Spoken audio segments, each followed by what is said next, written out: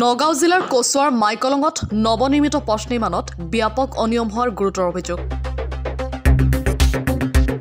পমিলাৰ পৰা মাইকলং সহযোগীৰে যোৱা নৱনিৰ্মিত পথ নিৰ্মাণত ব্যাপক অনিয়ম হোৱাৰ অভিযোগ স্থানীয় ৰাইজৰ।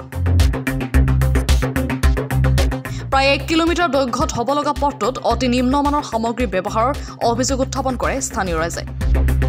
আনকি পথটো কোনো চাফ চিকুণ নকৰি পূৰ্বৰ পথৰ ওপৰেদি পথটো নিৰ্মাণ কাৰ্য চলাই গৈছে বুলিও মন্তব্য কৰিছে স্থানীয় লোকে। যাৰ ফলত পথ নিৰ্মাণ কৰি থাকোঁতেই খহিবলৈ ধৰিছে পথৰ অংশ। কিমান টকা ব্যয় সাপেক্ষে পথ নিৰ্মাণ হৈ আছে তাৰো নাই কোনো তথ্য, নাই কোনো ফলক।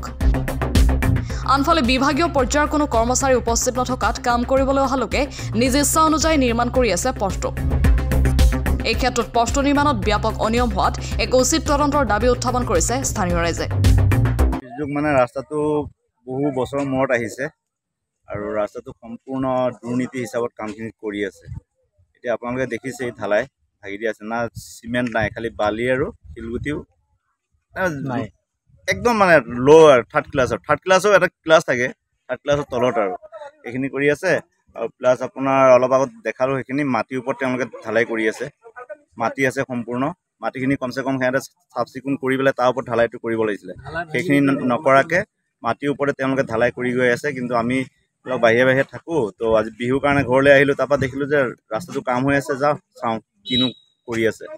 আমি গাঁৱত গোটেইকেইজন ল'ৰা আহিলোঁ, আহি পেলাই চালোঁ, তো সেয়াই মাটিৰ ওপৰত তেওঁলোকে ঢালাই কৰি আছে। আমি কওঁতে কৈছে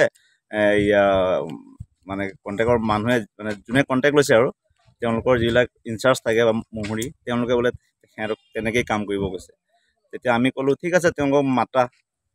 আৰু আপোনাৰ ইয়াত ডিপাৰ্টমেণ্ট, এইটো PWD ডিপাৰ্টমেণ্টৰ কাম হৈ আছে, বাট PWD কোনো ইয়াত মানে কোনোৱে নাই। মাষ্টাৰ ৰুলত থাকে PWD, মাষ্টাৰ ৰুলৰ মানুহটোও নাই।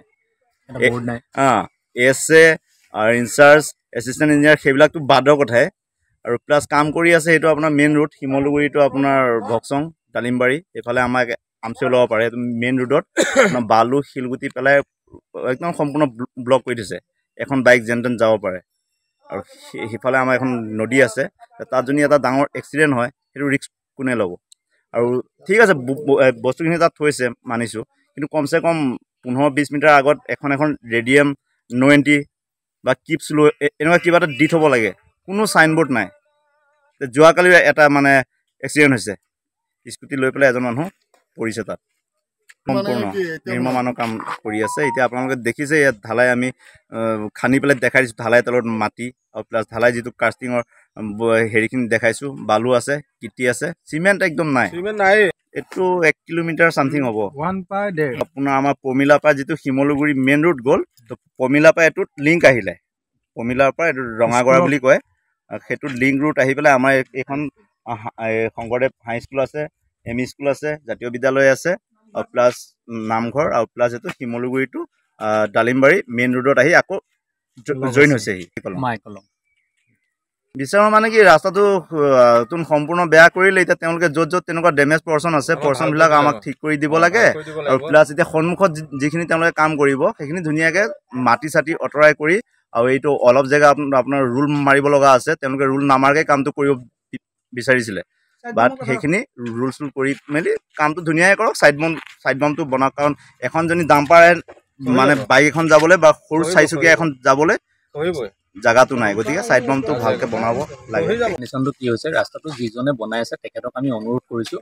আমাৰ লগৰজনেতো কৈছে, গোটেই কণ্ডিশ্যনখিনি কৈছে কেনেকুৱা কি হৈছে। আমি জাষ্ট এতিয়া এইটো বিচাৰিছোঁ যে ৰাস্তাটো এতিয়া আপোনালোকে যিমানখিনি পাৰে আমাক অকণমান ডেভেলপ কৰি দিয়ক, ভাল কৰি দিয়ক, বাছ ইমানেই, বেলেগ কথা একো নাই। কাৰণ ৰাস্তাটো যি বনাইছে এইটোতো পকা ৰাস্তা বুলি ক'ব নোৱাৰি, মানে যিটো ভাঙি পেলাই দেখা যায় ন, সেইটো পকাৰ নাম নাহে ইয়াতে। গতিকে আমাক আপোনালোকে ভাল ৰাস্তা এটা বনাই দিয়ক, জাষ্ট সেইটো অনুৰোধ আৰু বেলেগ কথা বেলেগ একো নাই।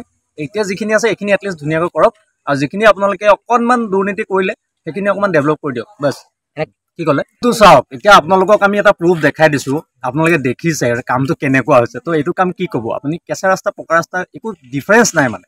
তো এইটো তেতিয়াহ'লে কি বনাই পেলাই লাভ হ'ব? এইটো কাইলৈ পৰিলে আকৌ ৰাস্তাটো আকৌ আমাৰ পুৰণা নিচিনা হ'ব। গতিকে আমাক এইটো অকণমান ডেভেলপ বনাই পেলাই ধুনীয়া কৰি দিয়ক, ইমানখিনি আমি বিচাৰোঁ। পাজৰ ৰাস্তা হয়, এইটো বহুত ধুনীয়া ৰাস্তা, আমি ল'ৰা ছোৱালী অহা যোৱা স্কুল চাওক 3খনকৈ স্কুল ইয়াত আছে তো 4খন ন তো চাওক 4খনকৈ স্কুলৰ ল'ৰা ছোৱালী অহা যোৱা কৰা ৰাস্তা এই ৰাস্তাটো যদি আমাৰ বেয়া হৈ যায় তো আমি কি কৰিম তেতিয়াহ'লে তো এইটো কাৰণে অনুৰোধ আপোনালোকলৈ বেলেগ একো নকওঁ ৰাস্তাটো ভাল কৰিম কোচৰ পৰা খাইৰুল ইছলাম ৰিপৰ্ট এনিভাৰত 24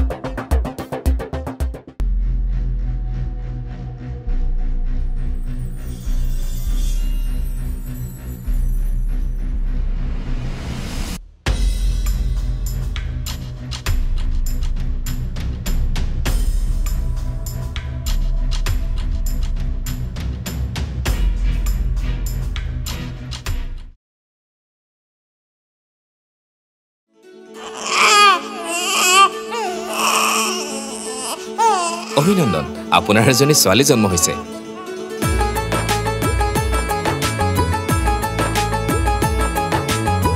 লাহি পাহি এজনী পৰি আহিলে ঘৰখন